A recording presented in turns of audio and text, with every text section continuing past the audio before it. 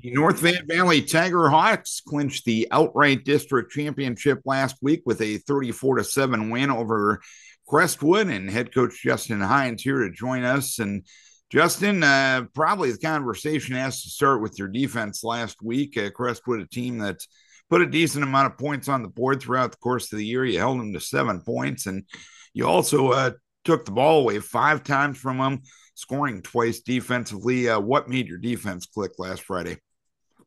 Yeah, it started out a little slow for them. They kind of, I think they were on about an 8-minute drive to begin with. There was a bunch of 3-yard gains, 4-yard gains, and they kept picking up first down by like a foot. And um, finally got them to like a 4th and 1 at about our own 35 and got them stopped. But like you said, a bunch of turnovers, guys flying around, guys stripping at the ball. Um, a couple big plays, from our defense with the pick six with Kale Reister. They tried to hit a little out route right by him, and he was able to jump and get it and outrace everybody to the end zone. Had a blocked punt that we took in for a touchdown too. So those are big. Kind of felt like we weren't on offense a whole lot first half. We got off the field there. We only actually had 2 drives in the first half, and we scored on both of them. So we were pretty efficient. But when you get the block punt for a touchdown, that costs you a drive as long as you're getting points. So it's not a bad thing. Um, but yeah, defense has been doing a really good job with our two small linebackers up the middle. They were getting a little bit of a push, and that's a little bit of a harder offense for those guys to play. Um, we're set up, better for some wide open stuff where those guys can get out and run. But pretty happy with the way that we played on defense, and they didn't score till way at the end of the game. And you look at your team as a whole, you won 7 straight games after the season opening loss. How much growth have you seen overall with this team from the time you started practice in August to this point?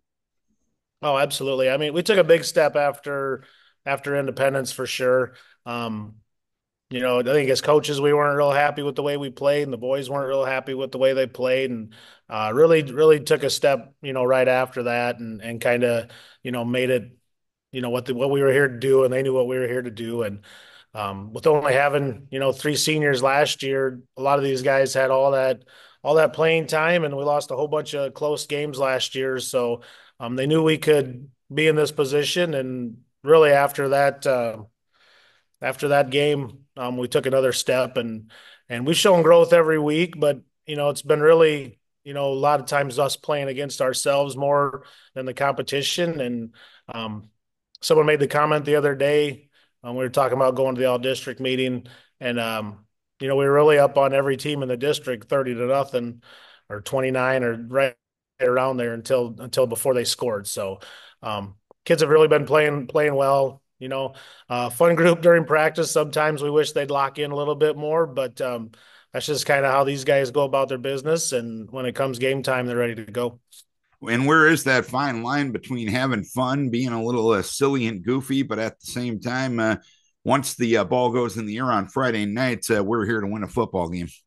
Yeah, for sure. You got to rein them in, every once in a while, but it's a little easier to do that than trying to get them going, and have to get them going for being lethargic. But this group does a pretty good job. They know their stuff. They know what stuff to pay attention to, and if they can have fun while doing it, then all the better.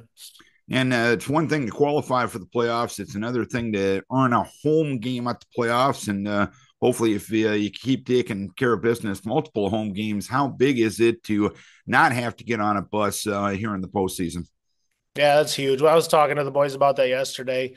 If you look at the travel, especially on the east side of the state here for 2A, if you're traveling first round here, you're traveling over 2 hours at least. And we're talking about Monticello. Like we've been there, a bunch lately, and kind of we know how, the schedule works down there. They got their locker rooms on one side of the town, their fields on the other side of the town.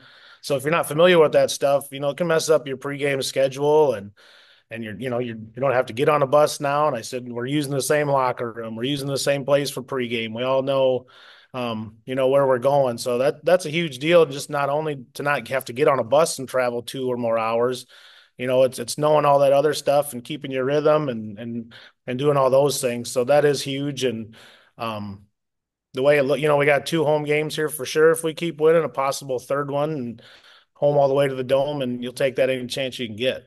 And it's basically the opposite of what it was last year. You went to Monticello in the first round. They're coming to your place this year. What do you know about this year's edition of the Panthers? Well, I do know that they don't have Preston Reese, which is a huge difference. And just watching tape from last year, I'm pretty glad he's gone. But a couple good receivers that have good size and can catch the ball. They both have around 25, 26 catches, and fairly big quarterback and running back that both run it. They each have over 100 carries, and the next one after them is maybe 4. So it's those two guys back there, and just really any set they get in, those two can run their deal and do their inside zone keep, and their quarterback can throw it, well enough. And we're gonna have to be sound on the defensive backfield side, and we're gonna have to get after them up front. And they've made some things, hard on us over the year, running the ball and moving the ball. And last year, I think we had 13 points when we played them, but I think we were inside the 20 a couple more times. So it'll be big, getting points on the board when we have those situations.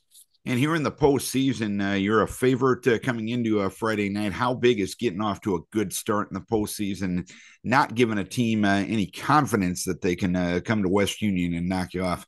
Yeah, for sure. In this game with the one seed versus the 4 seed, they're 2-6, but like you said, if you give them the confidence, and they can stick around and make it a game at halftime, they're going to play a whole lot harder that second half there. And we've really been a first half team and have really set the tone early. And I kind of expect that to keep going here, and kind of the way our boys have been playing. All right, Coach, hopefully you can take care of business come Friday night. Keep your guys healthy. We wish you best of luck, and let's have another conversation next week. You bet. Thanks.